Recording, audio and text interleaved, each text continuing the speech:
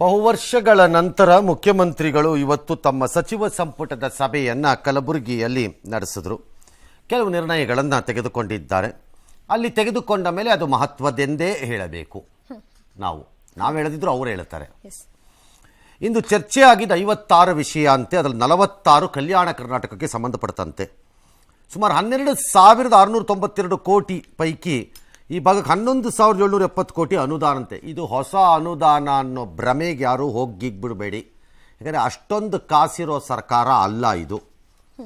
ಈ ಹಣ ನನ್ನ ಲೆಕ್ಕಾಚಾರದಲ್ಲಿ HKDBಗೆ ಕೊಟ್ಟಿರೋ ದುಡ್ಡು ಇರಬೇಕು. ಆ ಭಾಗಕ್ಕೆ ಈಗಾಗಲೇ ಕೊಟ್ಟಿರೋ ದುಡ್ಡದು ಅದನ್ನೇ ತೋರಿಸ್ತಿದ್ದಾರೆ.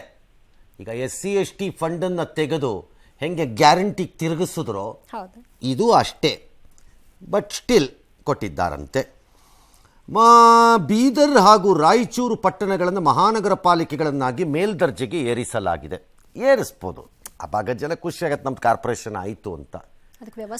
ಬಟ್ ರಾಯಚೂರ್ನೋ ಬೀದರ್ನೋ ಅಥವಾ ಯಾವುದೇ ಈ ಥರದ ಊರುಗಳನ್ನು ಹೊಸದಾಗಿ ಬರೋದನ್ನೆಲ್ಲ ರಾಜಧಾನಿ ಕರ್ನಾಟಕದ್ದೇ ಅಂತ ಘೋಷಿಸಿದ್ರೂ ಏನೂ ವ್ಯತ್ಯಾಸ ಆಗಲ್ಲ, ಹಾಗೇ ಇರುತ್ತೆ. ಹೈದರಾಬಾದ್ ಕರ್ನಾಟಕದಲ್ಲಿ ಇವತ್ತಾಗಬೇಕಾಗಿದ್ದ ರೆವ್ಯೂ ಏನಪ್ಪ ಅಂದರೆ, ಅಪಾರ್ಟ್ ಫ್ರಮ್ ಅವ್ರಿಗೆ ಮಾಡಿಕೊಡ್ಬೇಕಾದ ಒಳ್ಳೆಯ ಕೆಲಸಗಳ ಜೊತೆಗೆ ಕಳೆದ 10 ವರ್ಷದಲ್ಲೋ 20 ವರ್ಷದಲ್ಲೋ ಹೋಗಿರೋ ದುಡ್ಡೇನಿದೆ ಅದು ಹೇಗೆ ವಿನಿಯೋಗ ಆಗಿದೆ ಆ ಭಾಗದಲ್ಲಿ ಅನ್ನೋದು. ಯಾಕೆ ಆ ಭಾಗಕ್ಕೆ ಅಷ್ಟಷ್ಟು ದುಡ್ಡು ಕೊಟ್ಕೊಂಡು ಬಂದರು, ಆ ಊರುಗಳ ಕಡೆಗೆ ಇವತ್ತು ಹೋದರೆ ಇಲ್ಲಿ ಏನಾಗಿದೆ ಅನ್ನೋ ಪ್ರಶ್ನೆ ಯಾರಿಗಾದ್ರೂ ಬರುತ್ತೆ. ಭಾಳ ಜಾಗಗಳಲ್ಲಿ ಇಂಪ್ರೂವ್ಮೆಂಟ್ ಆಗಿದೆಯಾ ಅಂತ ಪ್ರಶ್ನೆ ದೊಡ್ಡವರ ಜಾಗಗಳಲ್ಲಿ, ದೊಡ್ಡವರ ಕ್ಷೇತ್ರಗಳಲ್ಲಿ. ಸಣ್ಣವ್ರನ್ನ ಬಿಟ್ಬಿಡಿ ಪಾಪ, ದೊಡ್ಡವರ ಕ್ಷೇತ್ರದಲ್ಲಿ ಹೆಸರು ಹೇಳ್ಕೊಂಡು.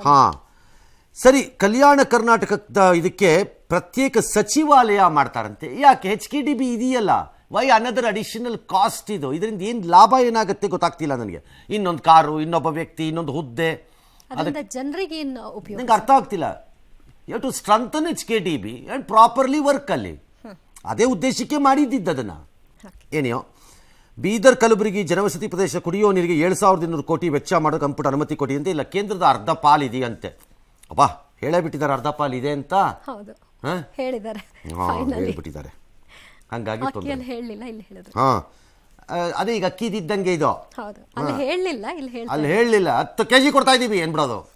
ಇಲ್ಲಿ ಹೇಳ್ತಾ ಇದ್ದಾರೆ ಪುಣ್ಯಕ್ಕೆ, ಗೊತ್ತಿಲ್ಲ. ಅನುಭವ ಮಂಟಪದಿಂದ ಅಂಜನಾದ್ರಿ ಬೆಟ್ಟದವರಿಗಿರೋ ಪ್ರವಾಸೋದ್ಯಮ ಸ್ಮಾರಕ ಉಳಿಸಿ ಅಭಿವೃದ್ಧಿ ಮಾಡೋದಕ್ಕೆ ಒಪ್ಕೊಂಡಿದ್ದಾರಂತೆ. ಇನ್ನು ತುಂಬಿದ ಜಲಾಶಯಕ್ಕೇನೋ ತುಂಗಭದ್ರಾಗ ಅವರು ಬಾಗಿನ ಕೊಡ್ತಾರಂತೆ. ಆಮೇಲೆ ಡ್ಯಾಮ್ನಲ್ಲಿ ನೀರಲ್ಲಿ ಉಳಿಯುವಂತೆ ಮಾಡಿದ ತಂತ್ರಜ್ಞರನ್ನು ಸನ್ಮಾನಿಸ್ತಾರಂತೆ. Very good job. ಯಾಕಂದರೆ ಅವ್ರು ಅಂಥದ್ದೇ ಒಳ್ಳೆ ಕೆಲಸ ಮಾಡಿದ್ದಾರೆ. ಹಾಗಾಗಿ ಅವರು ಸನ್ಮಾನಕ್ಕೆ ಯೋಗ್ಯರು ಮತ್ತು ಅರ್ಹರು. ಮತ್ತು ಆ ಭಾಗದ ಜನ, ಪರ್ಟಿಕ್ಯುಲರ್ಲಿ ರಾಜ್ಯದ ಜನ ಋಣಿಯಾಗೇ ಇರಬೇಕು. ಕಷ್ಟಪಟ್ಟೇ ಮಾಡಿದ್ದಾರೆ, ಯಾವ ಅನುಮಾನನೂ ಇಲ್ಲ.